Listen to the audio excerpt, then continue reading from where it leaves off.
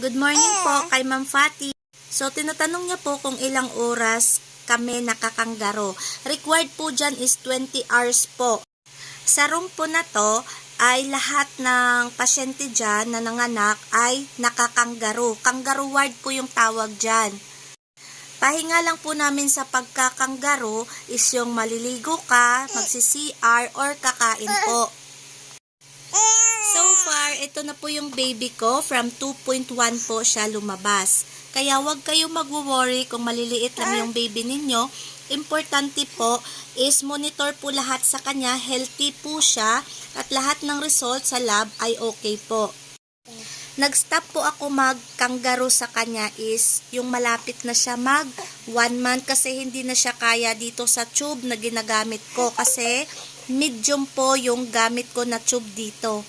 Nang lumabas po kasi yung anak ko, yung laki lang niya is medyo mas malaki ng konti dun sa 1.75 na litro ng soft drinks ng Coke. Sa ward na to ay mas may magagaan pa na bata kesa sa anak ko.